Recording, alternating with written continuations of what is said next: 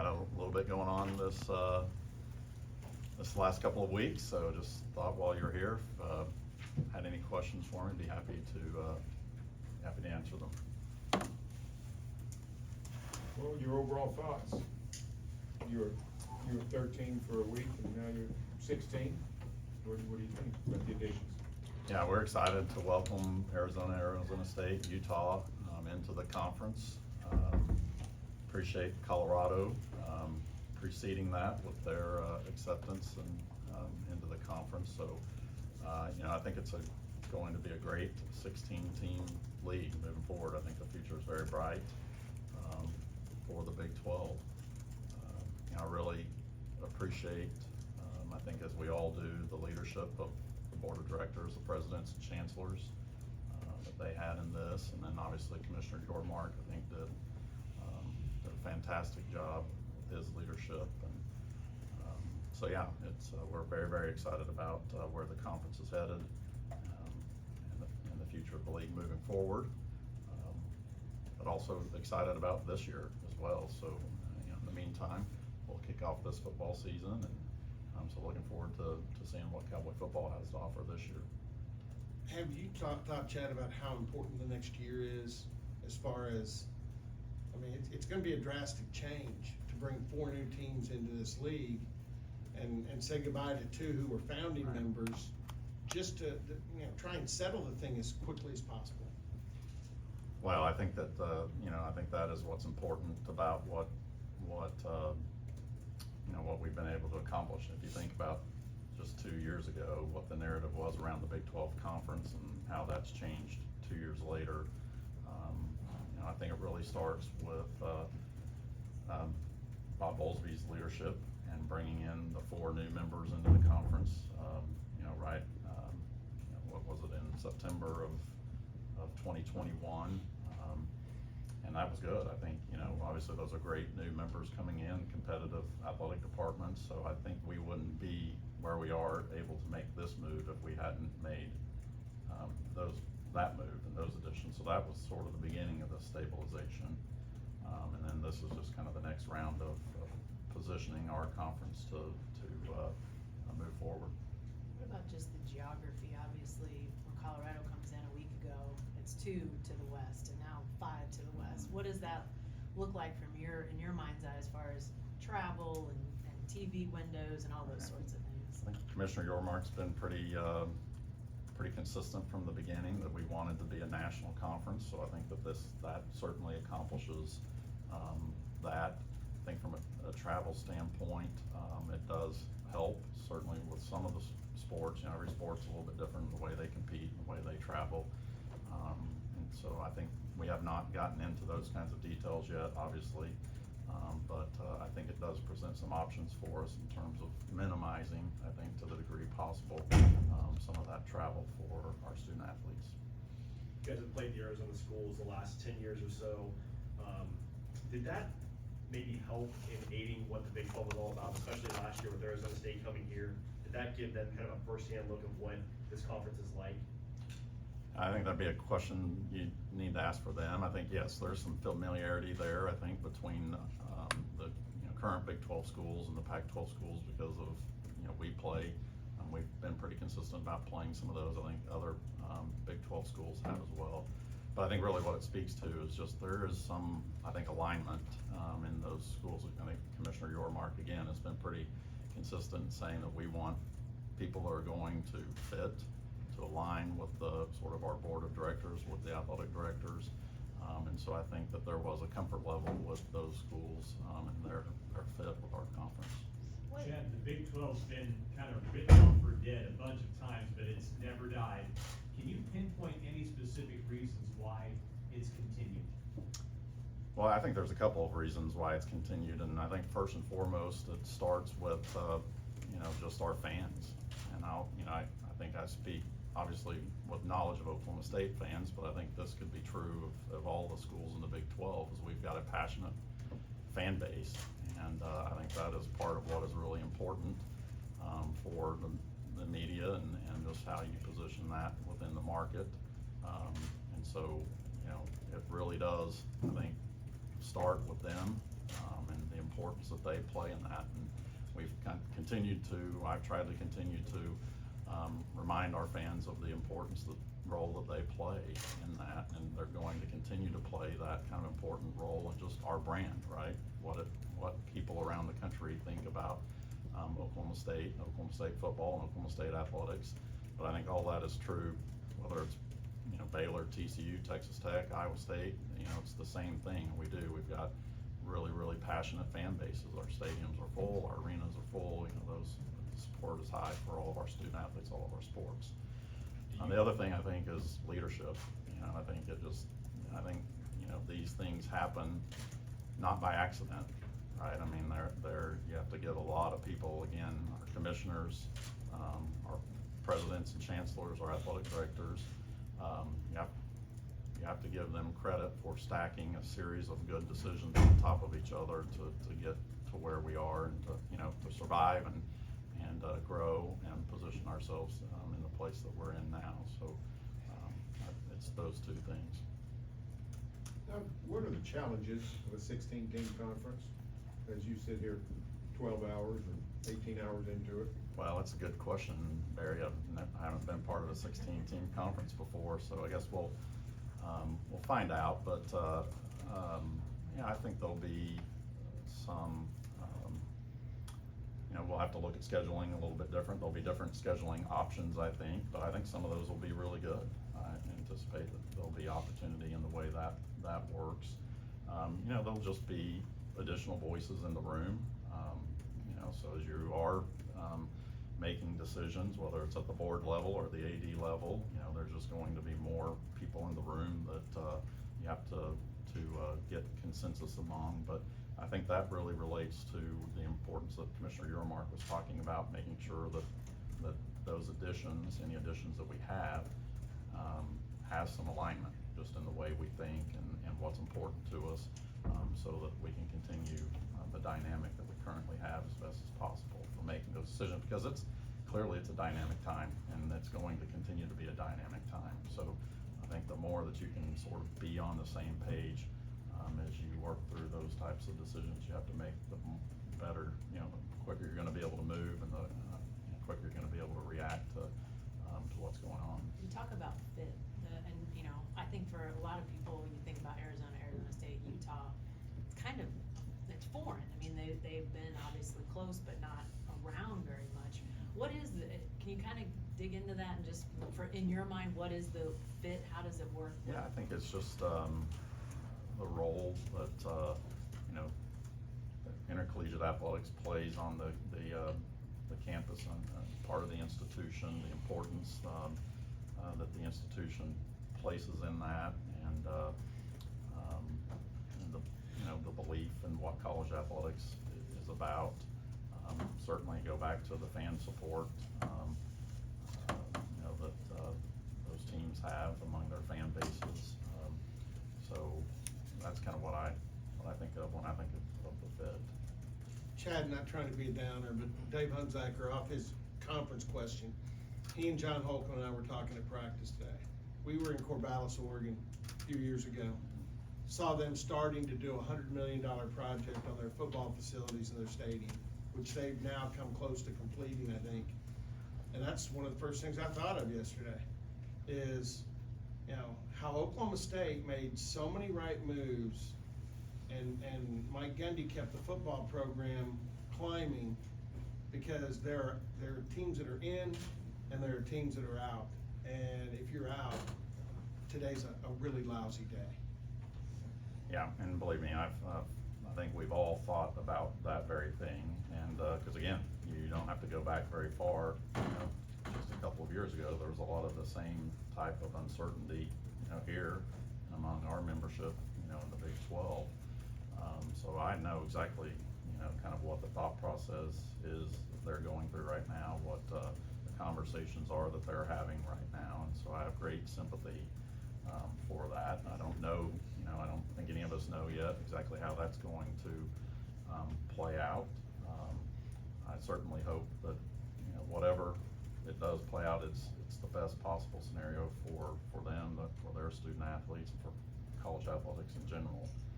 And I believe it will. You know, I don't know. Again, looks like, but yeah, there's real, I'm sure, tough conversations happening right now in some of those places, but also know that they've got great leadership and are working towards finding, the best possible solutions. And second part of that, have you reflected on, wow, glad we did this, glad Boone paid for that? I mean, you can just go down the line of things that put Oklahoma State in a position to be in. Well, I go back to, I think, the conversation that we were having and the things that I said 2 years ago when this did happen, right, is two things. One, there was nothing in that moment in time, because that was a lot of the questions I was getting, what can Oklahoma State do, to best position themselves, right now for for what's going on. And, I said, there's really not a whole lot that you can do right now. What's important is what we've done over the last 15, 20 years, and the things that, all the decisions that were made, and the support that was given, and the winning that took place as a result of a lot of that, Coach Gundy's efforts, Boone's, all of our donors, that put us in this position. It was a lot of work and a lot of really good decisions over a 15-plus year period. And so what we needed to focus on at that point was, what does the next 15 years look like? What are the decisions that we're making over the course of the next 10, 15 years? What's our support look like from our fans and our donors to be able to continue to put us in the position that we need to be in?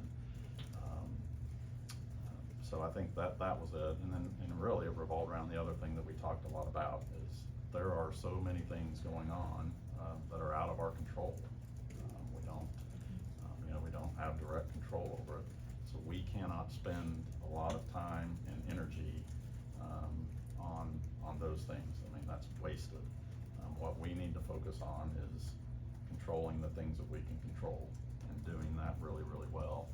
And I think that's exactly what everyone here at OSU Athletics did. Our coaches have done a great, great job of just continuing to do what they do, and that is recruit and develop and coach and compete for and win games and championships. And that's what we're going to need to continue to do moving forward. Do you, again, I know this is still fresh, but with a 16-team conference, do you have early thoughts on what your preference would be on scheduling, specifically with football and basketball? Not really. I mean, I've started to, obviously think about that, and so I've definitely, have some thoughts, but I'll reserve those for when we get in the room and start talking about that. I'm sure there'll be some really good thoughts on that when we get in the room and get to the point where we're talking about that.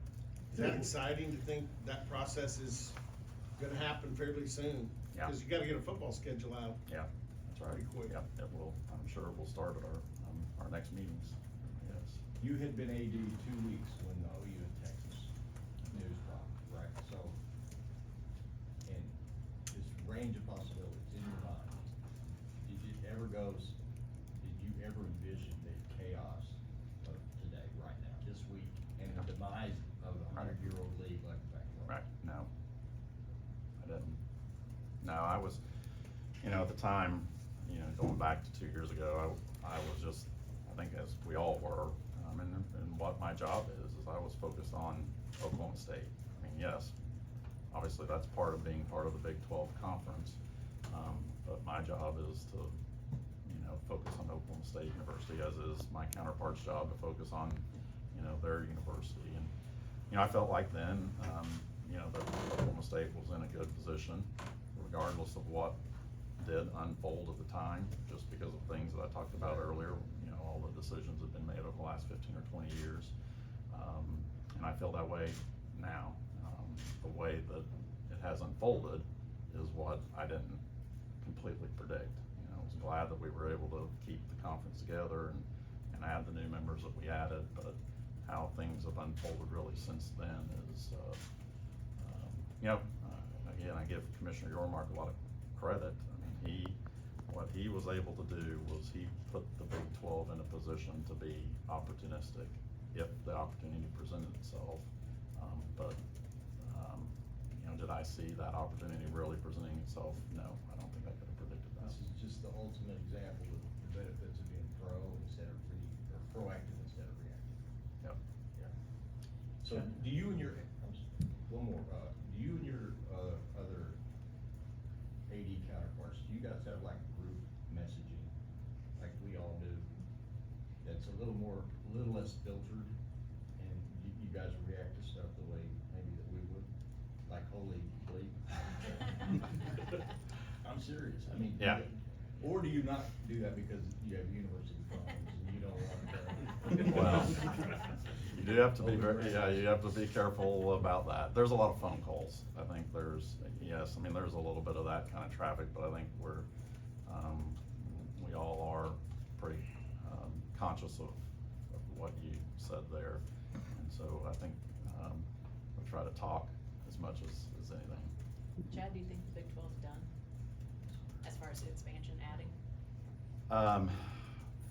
I would say definitely for now. Yeah. I mean, I think Commissioner Yormark has been pretty transparent that this was our goal, was to get this. We felt like 16 would probably be the right number. So again, we'll see. This is changing all of the time, so I'm not going to sit here and say never. But I think we feel good about the position we're in right now. Did you see, Chad, 2 years ago, a path among the myriad of options that lay in front, a path where there might have been some kind of I don't want to use the word alliance, that's not a good word to use anymore, but some kind of allies with the Pac-12 back then? Was that ever something that, I'm not talking about the conference thinking about, did you ever think about something like that as an option? Well, that was something that was sort of, I think, explored at the time, 2 years ago. If you're going back to 2 years ago, I think Commissioner Bowlesby was pretty, I think, well known that he, reached out, and there didn't seem to be, a lot of, interest in that. I don't even know if that was the right thing or that would have worked, right? I mean, I think at that point, everyone was just exploring, all of the options. And the thing about these things too is, even if it sounds like a good idea, sort of big picture in theory, then you start getting down into the weeds of how it really works and all the things that would have to take place for it to actually function that way. And it gets complicated and very complex very, very quickly. And so, I think those are the kinds of things that create barriers to that kind of thing happening, and sort of probably, at least in part, why it's happening the way it is, right now. You mentioned Brett a couple of times already, and a reference to Bob with the PAC 2 years ago. Can you speak to the work that he did as a sort of a stabilizer? And I mean, again, Brett's done all of the recent footwork. Yeah. Right, but I mean, someone had to get the thing stable. Absolutely, and I think Brett would tell you the same thing. I mean, it did take, for us to be able to do what has happened here, it took that first, right? And so if we hadn't done that, I don't think we'd be in a position to do what we've done here. And so, yeah, not only the fact that we were able to do it, but the speed with which we moved to do it. I mean, if you go back, it seems like, sort of dog years at the time, but if you go back and look at it, the timeline was really, really, really quick. And some of that is because of the sort of exercise that the Big 12 had gone through previously. We'd gathered a lot of information and had a lot of those conversations, and I think it would enabled us to move quicker than we might have been able to otherwise. But we believe we went out and got the best available schools at the time to join us, and that was a very important stabilizing factor for the conference at that time. Kind of going back. Go ahead, McLean. What is your role in, when there's teams that are talking about expanding, they're talking about going out, getting teams talking about joining? What is your role as one school's AD in those conversations, or other ADs talking to you about the conference? What is your kind of role in these expansion talks? Yeah, we do all that together. So we meet,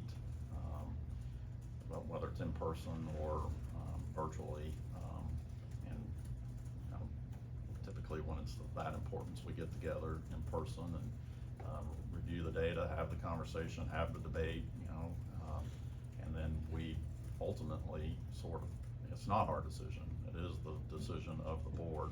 Presidents and chancellors are the ones that make the decision. got, I think, a really healthy culture of communicating with the board. I think the board wants to know what it is that we think as sort of the practitioners in this space. And so basically, we, make a recommendation to the board, and then they make the final decision. Things kind of seemed like they were happening at warp speed yesterday. What was your day like? Were there moments where you were uncertain of what was going to happen, or were you pretty, you knew the whole time? Well, no, I mean, it's interesting. I'm seeing a lot of the same things everybody else is seeing, right? So you know that there's things happening in real time, and it is. I mean,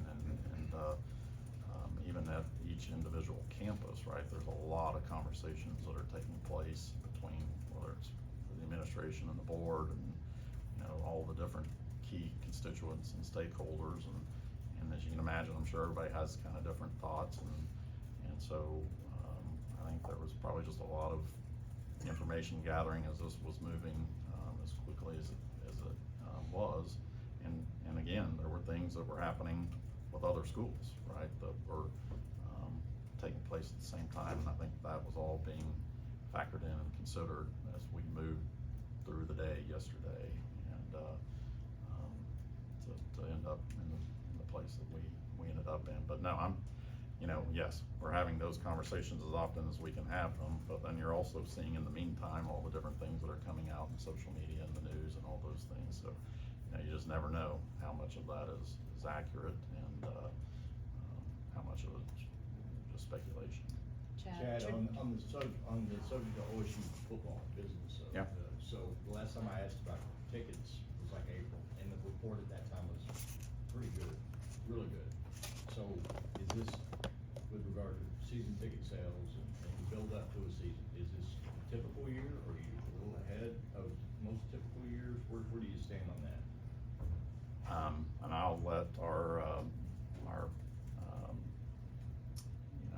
guys correct me if I'm wrong on this, but I think we're on pace to have sort of a record type year. So I think we will be, or at least be in that area. So there is a lot of excitement, and I think we'll be, making some announcements here in the coming days. So I certainly encourage anybody that's interested in getting season tickets to get on it. So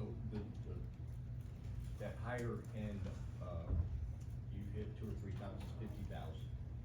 So you're expecting to hit that number? Yep. Oh, wow. Yes, I think we're gonna be in that ballpark The in new total. chairbacks over here on the north side, how many of those are there? I don't know, I couldn't tell you off the top of my head. Yeah, I just looked out there a little bit ago. It's virtually all of them are new, right? So we didn't, on the north side, we didn't have any chairbacks other than the box seats, just those few box seats we had. So the vast majority of those are additions to the north side. Are you surprised at all, considering the turnover of the roster? You don't know what you have at quarterback. It's a pretty resounding statement about your fan base, right? Yep. To hit 50,000 with these circumstances. You didn't hit 50,000 when you had Brandon Wheaton. Right. I don't know. I'm not surprised. I think that would be not the right word to use. I'm very pleased, but that's what I believe about our fan base. I mean, and I know that the season didn't end the way we wanted it to end last year, but I knew that when it came time, they were gonna be back here in this stadium, back in the Cowboys. And I think, I think there is just a lot of, just general excitement. I do think it matters that we've stabilized the conference and what the future of that looks like, and all the kind of the new that's going to be taking place in the next year or now 2 years. And the competition is going to be a great league. I think every game is going to be competitive games. So I think that's what our fans are excited about. And we've got a fantastic non-conference schedule coming in the future. We'll start our series with Arkansas next year, and you're going to, if you want to be there for that game, you're going to need to have season tickets to be there for that game. Your So I think premium it's package policy is still in place? Bedlam. This year it's Bedlam. Bedlam, yep. We haven't talked about next year, but I don't know that we'll need to even put that in place next year. Just with the level of opponents and the excitement that there is around it, I think our fans will be here. So, and I think the stadium is part of it. You know, we are modernizing the stadium. People on the north side are gonna get to see that. I've been out there and I've sat in the seats, and it makes a difference. We haven't really talked a lot about sort of what the changes we've made underneath the stadium, but those are significant. I think when fans get here, they're going to see the changes that we've made even before they get out to their seats. And so I'm looking forward to duplicating that on the south side of the stadium. And when we get done with that, I will put Boone Pickens Stadium up against any stadium in the country. I mean, it will be, it's not necessarily gonna be the biggest stadium in the country, but I think it'll be one of the nicest stadiums in the country and one of the best home field environments that any team can have, just because, again, the tight sidelines and the closed-in nature of the building. So, and I'm excited, you know, I think all of our fans are excited to have welcome some new fan bases to Stillwater too, and also the opportunity to travel to some new places and see, you know, those traditions and what goes on in those places as well. I talked to the CEO of Four Tops, who put in those canvas breathable seats. They're black. First time I saw Yeah. them was at 5 o'clock in the afternoon. I thought, that's gonna go over well. Yeah. Were you amazed Yeah. how they react? That's what they told us. So Yeah. we were, you know, we were. Yeah, well, you see black seats, come Yeah, on. I know. We questioned it, and we had, you know, we had some demos brought in, so we were able to kind of test it, and you know, and I think it looks really, really, really good. You know, the problem unfortunately with the orange, when it sits out in the sun, it fades, and so we'll find other ways to incorporate orange into the stadium. But I think the black seats look really, really sharp. They're comfortable, and yeah, they don't have the heat problem that you would think black seats would have. Can I Guys, ask just you? to make sure that we stay on schedule, if we can make this maybe the last question. Sure. Thanks. Just get back to the conference expansion, talk. You've obviously made a life in college athletics, and expanding and adding to the Big 12 is obviously hugely important to OSU, but you being a college athletics guy, tradition is also a huge part of that. I think a lot of people may be struggling to figure out, how am I supposed to process that? Right. How are you processing the tradition that may be lost with what's going on, but the importance of what is happening with this?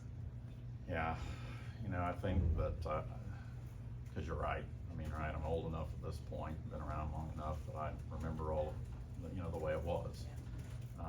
But I'm also, I think, old enough now to maybe have the perspective that, you know, that's just what happens. I mean, there's just, things change, and you can't waste a lot of time in thinking about things the way they used to be, because they're just not. And that, you know, there's gonna be more change coming, and what that looks like, who knows, right? I mean, is there a possibility that some of it may circle back around to the way it was? I mean, perhaps, you know, so you just don't know. And again, I think it just doesn't do any good to waste a lot of time, you know, and energy on thinking about that. So, I mean, yes, I'm a fan of college athletics too, and do I, you know, not like the idea of some rivalries and things like that going away? Yes, but, you know, there'll be new rivalries created. I don't think there's ever been a better time to be a student athlete. I also don't think in a lot of ways it's been a better time to be a fan. So I think things will continue to go forward and grow. So, you know, I'm excited about the future. Thanks, everybody.